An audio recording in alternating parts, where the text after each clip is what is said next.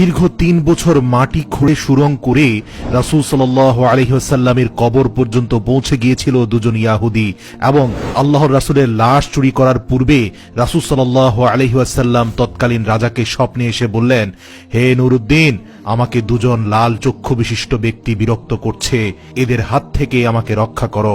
প্রিয় দর্শক, হিজরির ৫৫৭ সালে ইয়াহুদিরা চক্রান্ত করে রাসূল সাল্লাল্লাহু আলাইহি ওয়াসাল্লামের লাশ চুরি করতে নিয়েছিল মদিনা থেকে।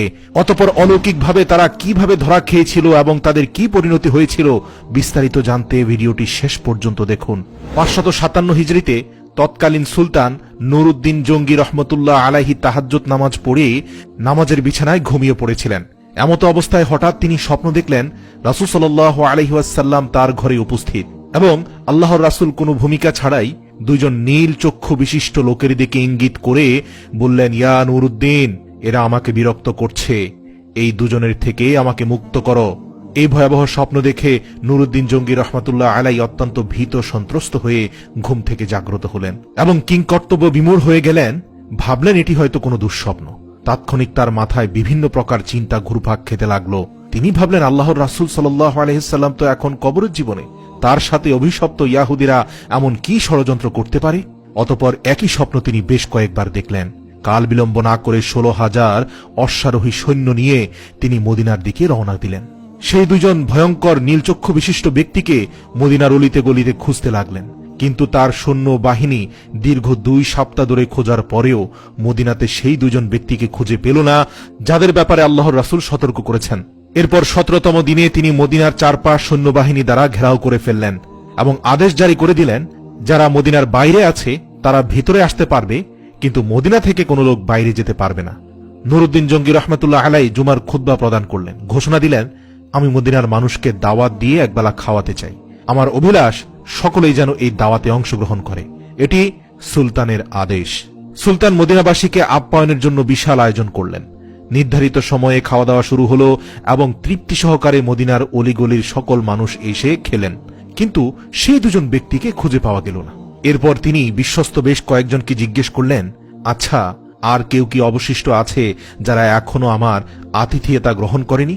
এই শুনে লক্ষাধিক জনতার মধ্যে এক ব্যক্তি হঠাৎ করে বলে উঠলেন, হুজুর, আমার জানা মতে সম্ভবত ২ জন লোক এখনো বাকি আছে যারা আল্লাহওয়ালা বুজুর্গ মানুষ।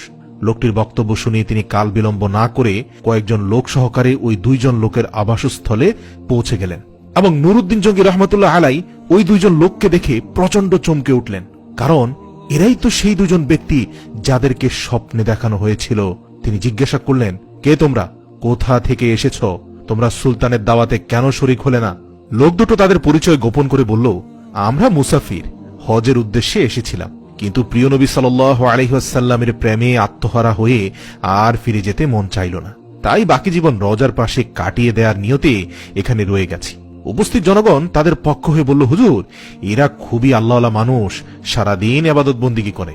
এরপর সুলতান কারো কথায় কান না দিয়ে তাদেরকে সেখানে আটকে রাখার নির্দেশ দিলেন। অতঃপর স্বয়ং তাদের থাকার জায়গায় গিয়ে খুব ভালো করে অনুসন্ধান চালালেন, কিন্তু সে স্বপ্নের সাথে সম্পর্কিত কোনো কিছু সেখানে পাওয়া গেল না। এখনো রহস্য উদ্ঘাটন করতে না পারায় তিনি সীমাহীন চিন্তিত হয়ে পড়লেন। এক পর্যায়ে নুরুদ্দিন জঙ্গি রহমতুল্লাহ আলাই সেই ঘরের ভিতরে তার সঙ্গীদের বললেন, আচ্ছা, তাদের নামাজের মুসল্লাটি একটু উঠাও তো। সঙ্গীরা নির্দেশ পালন করল। নামাজের মুসল্লাটি বিছানো ছিল একটি চাটাইয়ের উপর। সুলতান আবারও নির্দেশ দিলেন, চাটাইটিও সরিয়ে ফেল। তারপর চাটাই সরানোর পর দেখা গেল সেখানে বিশাল এক পাথর।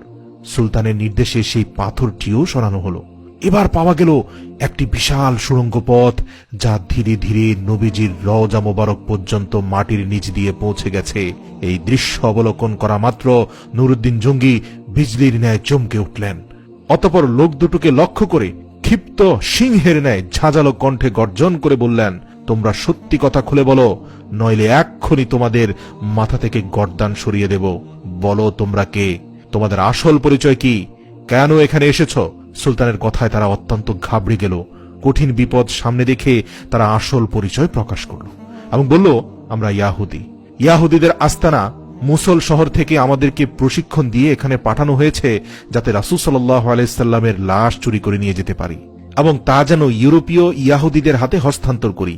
এই কাজে সফল হলে তারা আমাদেরকে আরো ধন সম্পদ দিবে বলে প্রতিশ্রুতি দিয়েছে। সুলতান বললেন, তোমরা তোমাদের পরিকল্পনা বাস্তবায়নের জন্য কি পদ্ধতি অবলম্বন করেছিলে, কিভাবে তোমরা কাজ করতে?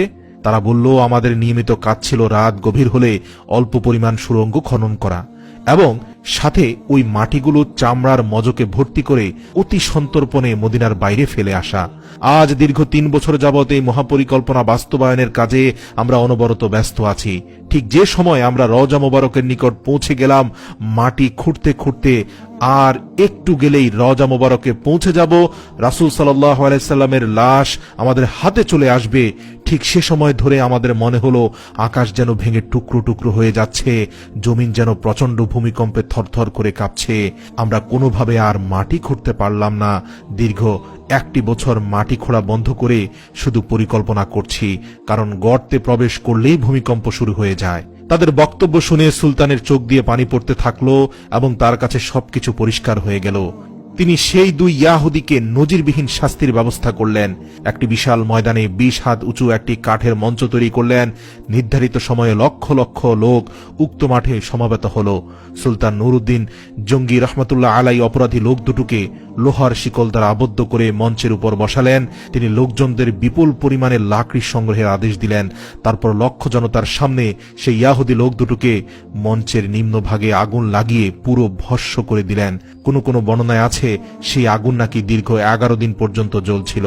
অতঃপর বিপুল পরিমাণ অর্থ ব্যয় করে 1000 মণ সীসা গলিয়ে রাসূল সাল্লাল্লাহু আলাইহি ওয়াসাল্লামের রওজা শরীফের চারপাশে মজবুত প্রাচীর নির্মাণ করে দেন, যেন ভবিষ্যতে আর কোনো ইয়াহুদী চক্রান্ত করে নবীজির লাশ চুরি করার দুঃসাহস না দেখাতে পারে।